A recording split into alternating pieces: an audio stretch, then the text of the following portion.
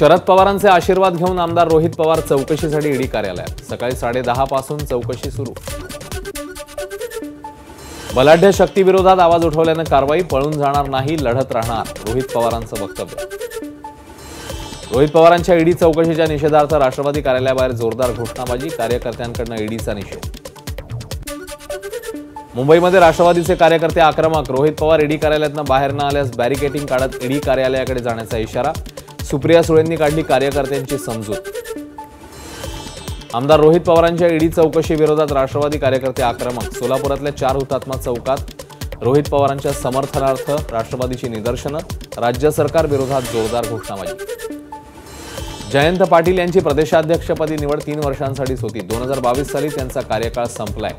अजित पवार गटाचं जयंत पाटलांच्या प्रदेशाध्यक्षपदावर प्रश्नचिन्ह। प्रदेशाध्यक्षपदाच्या पुढील निवडणुकीपर्यंत किंवा निवडणूक होईपर्यंत कार्यकाळ सुरू राहतो। मला प्रदेशाध्यक्षपदी निवड झाल्याचं पत्र प्रफुल्ल पटेलांनी दिलं होतं।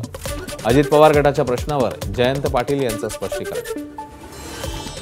महाराष्ट्राचं मंत्रिमंडळ 5 फेब्रुवारीला अयोध्येत प्रभू श्रीरामाच्या दर्शनासाठी जाण्याची शक्यता। मुख्यमंत्री, दोन्ही उपमुख्यमंत्र्यांसह संपूर्ण मंत्रिमंडळ श्रीरामाच्या दर्शनासाठी जाणार। मनोज जरांगेंच्या मुंबईतल्या आंदोलनाबाबत योग्य ती कायदेशीर कारवाई करण्यास तयार। राज्य सरकारतर्फे महाधिवक्त्यांची मुंबई उच्च न्यायालयात हमी। तर मराठा आंदोलनामुळे मुंबईतलं जनजीवन विस्कळीत होणार नाही, ही जबाबदारी राज्य सरकारची, हायकोर्टाचे निर्देश। मनोज जरांगेंच्या मराठा आरक्षण यात्रेचा आजचा 5वा दिवस। आरक्षण घेतल्याशिवाय मागे हटणार नाही, जरांगेंचा निर्धार। मनोज जरांगेंचं पुण्यामध्ये जंगी स्वागत, स्वागतासाठी मराठा बांधवांची तुफान गर्दी। मनोज जरांगेंनी सरकारचा 3 कलमी प्रस्ताव फेटाळला। मंगळवारी पहाटे 4 वाजता 1.5 तास जरांगेंसोबत प्रस्तावावर चर्चा, मात्र मनोज जरांगे भूमिकेवर ठाम। जरांगेंच्या पदयात्रेदरम्यान नवी मुंबईत जड वाहनांना बंदी। 25 जानेवारी रात्री 12 ते 26 जानेवारी रात्री 11 पर्यंत सर्व प्रकारच्या अवजड वाहनांना शहरामध्ये प्रवेश बंदी।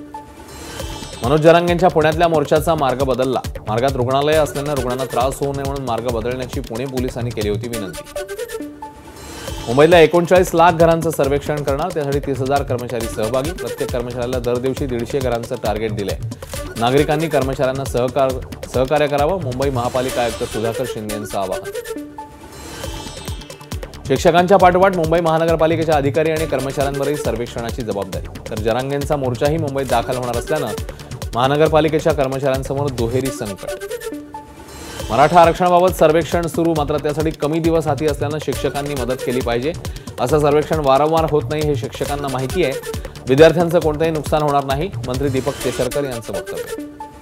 सरकार प्रामाणिक प्रयत्न करत आहे, त्यामुळे सर्वेक्षणाला मदत करायची की मुंबईत यायचं याचा निर्णय मनोज जरांगेंनी घ्यावा, दीपक केसरकरांचं वक्तव्य। तर मुंबईत कायदा सुव्यवस्थेचा प्रश्न निर्माण होणार नाही यासाठी सरकार सक्षम, केसरकरांना विश्वास।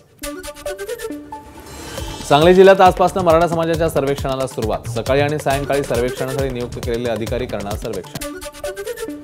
पालघरमध्येही मराठा सर्वेक्षणाला सुरुवात। जिथे सर्वेक्षण ॲप चालत नसेल तिथे ऑफलाईन नोंद करण्याची व्यवस्था। मनोज जरांगेंच्या आंदोलनाला पाठिंबा देण्यासाठी नाशिकहून मराठा आंदोलक पुण्याच्या दिशेने रवाना। मराठा आंदोलकांना नाशिकहून रसद पुरवणार। कोल्हापुरात मराठा सर्वेक्षणाला सुरुवात। प्रत्येक कुटुंबाला 150 प्रश्न विचारले जाणार। एका चित्ररथाच्या माध्यमातून मराठा समाजाला जागा करत कोल्हापुरातील सकल मराठा समाजाची मुंबईच्या दिशेने कूच। कोल्हापुरातल्या अनेकांना पोलिसांची नोटीस, मात्र नोटीसला न घाबरता सकल मराठा समाज मुंबईकडे। छत्रपती शिवाजी महाराजांचा आदर्श घेणं चांगलं, पण त्यांची कोणाशी तुलना करणं हे चुकीचं असल्याची मनसे प्रवक्ते प्रकाश महाजन यांची प्रतिक्रिया। तर साधू संतांनी राजकारणात पडू नये, गोविंदगिरी महाराजांबाबत महाजनांचं वक्तव्य। शिवसेना संपवण्याच्या गटात तुम्ही स्वतःच सहभागी होतात का, अतुल भातखळकरांचा उद्धव ठाकरेंना सवाल। तर पक्षाला काँग्रेसच्या दावणीला बांधून संपूर्ण शिवसेना संपवण्याचं काम उद्धव ठाकरेंनी केलं, भातखळकरांचा आरोप। आदित्य ठाकरेंच्या मतदारसंघावर भाजपचा डोळा। दहीहंडी नंतर आता मंत्री मंगलप्रभात लोढा यांच्याकडून वरळीच्या जांभोरी मैदानात क्रीडा महाकुंभाचं आयोजन। भाजपकडनं वरळीत ठाकरे गटाला धोबी पछाड देण्याची तयारी सुरू। मुंबईत उद्या महाविकास आघाडीच्या लोकसभा निवडणुकीच्या जागा वाटपासंदर्भात महत्त्वपूर्ण बैठकीत मतदारसंघनिहाय चर्चा होणार। ठाकरे गटाच्या कोट्यातनं 2 जागा प्रकाश आंबेडकरांना तर राजू शेट्टी यांना पवार गटाकडनं हातकणंगलेची जागा मिळण्याची शक्यता। भिवंडीतील काँग्रेस आढावा बैठकीसाठी माजी मुख्यमंत्री पृथ्वीराज चव्हाणही उपस्थित। पृथ्वीराज चव्हाणांचं कार्यकर्त्यांनी केलं स्वागत। बैठका फक्त निवडणुकांपुरत्या नाहीत तर पक्ष संघटन मजबूत करावं यासाठी आहेत। या बैठका पार पडल्यावर काँग्रेसचं 2 दिवसीय शिबिर लोणावळा इथे होईल, पृथ्वीराज चव्हाणांची माहिती। पंतप्रधानांनी आपल्या पदाचा राजीनामा देऊन राम मंदिरात प्राणप्रतिष्ठा करायला हवी होती. प्रकाश आंबेडकरांची मोदींवर टीका. नाशिकमधल्या साधना एज्युकेशन शाळेचा उद्घाटन सोहळा. आदित्य ठाकरे आणि रश्मी ठाकरेंची शाळा लोकार्पण सोहळ्याला उपस्थित. खासदार नवनीत राणा प्रकरणी सर्वोच्च न्यायालयाने 20 फेब्रुवारीपर्यंत सुनावणी पुढे ढकलली. उच्च न्यायालयाने निर्णय देऊनही प्रकरण प्रलंबित राहत असेल तर नक्कीच काहीतरी चुकीचं घडतंय. माजी आमदार अभिजित अडसूळ यांचं वक्तव्य. अमरावती जिल्ह्यातल्या दर्यापूरच्या तामसवाडी इथे जंगी बैलगाडा शर्यतीचं आयोजन. शर्यतीत राज्यभरातनं प्रसिद्ध बैलजोड्या सामील. यावेळी माजी आमदार अभिजित अडसूळ यांनी स्वतः शर्यतीत सहभागी होत बैलगाडा हाकला. जेजुरी गडावर शाकंभरी उत्सवाचा उत्साह. मंदिराच्या गाभाऱ्यात पालेभाज्या आणि फळभाज्यांची पूजा. दरवर्षीप्रमाणे जेजुरीच्या मेघमल्हार प्रतिष्ठानच्या वतीने धार्मिक उपक्रम संपन्न.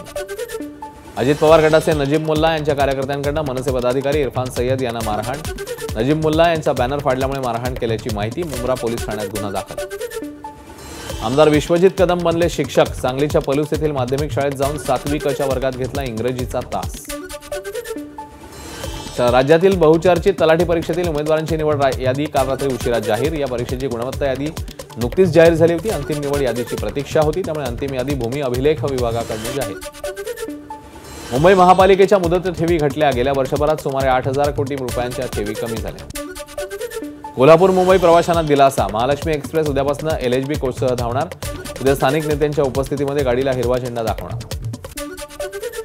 छत्रपती संभाजीनगर येथील डॉक्टर बाबासाहेब आंबेडकर मराठवाडा विद्यापीठाच्या कुलगुरुपदी डॉक्टर विजय जनार्दन फुलारी यांची नियुक्ती. आज संध्याकाळी कुलगुरू डॉक्टर सुरेश गोसावी यांच्याकडून फुलारी पदभार स्वीकारणार.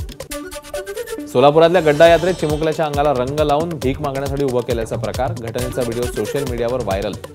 बाल संरक्षण विभागाकडून रेस्क्यू ऑपरेशन सुरू. आतापर्यंत 9 मुलांची सुटका. गोंदियाच्या मुरीमध्ये तरुणाची दगडाने ठेचून हत्या. मृतक तरुण बिहार राज्यातून रोजगारासाठी गोंदियात आला होता. पोलिसांकडून अधिकचा तपास सुरू. वर्ध्यामध्ये शेजारी महिलेकडून बालकाचा नरबळी घेण्याचा प्रयत्न. विहिरीला शेंदूर लावायला वाकलेल्या मुलाला महिलेकडून विहिरीत ढकलल्याची घटना समोर. महिलेवर गुन्हा दाखल. पंतप्रधान मोदी उद्या नव्या मतदारांसोबत साधणार संवाद. देशातील सुमारे 50 लाख मतदारांसोबत संवाद साधण्यासाठी नमो नव मतदार संमेलनाचे आयोजन. राहुल गांधींनी इंडिया जोडो यात्रा काढण्याची गरज. ते ममता बॅनर्जींच्या विधानाशी सहमत आहेत का हे त्यांनी सांगावं. एकीकडे कुस्ती आणि दुसरीकडे दोस्ती असं चालणार नाही. भाजप प्रवक्ते शहजाद पुनावाला यांची टीका. इंडिया आघाडीतनं ममता बॅनर्जी बाहेर. पश्चिम बंगालमध्ये तृणमूल काँग्रेस स्वबळावर लढणार. एकटी भाजपला पराभूत करू शकते, ममता बॅनर्जी यांचं वक्तव्य.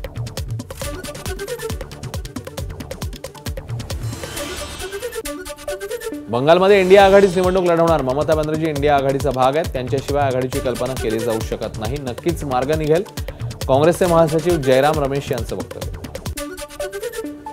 इंडिया आघाडीत मोठी अस्वस्थता आहे. इंडिया आघाडीमध्ये बिघाडी होणार हे आम्हाला आधीच माहिती होतं. ममता बॅनर्जींना देखील इंडिया आघाडी मान्य नव्हती. भाजप प्रदेशाध्यक्ष चंद्रशेखर बावनकुळेंचं वक्तव्य. इंडिया आघाडी ही देशपातळीवरील आघाडी. ममताजींसोबत काही बातमी असेल तर मला तसं वाटत नाही. त्यांची तशी भूमिका असेल तर आम्ही एकत्र चर्चा करू. बाळासाहेब थोरातांचं वक्तव्य. आम आदमी पार्टी पंजाबमध्ये लोकसभेच्या संपूर्ण 13 जागा जिंकणार. पंजाबचे मुख्यमंत्री भगवंत मान यांच्याकडून विश्वास व्यक्त.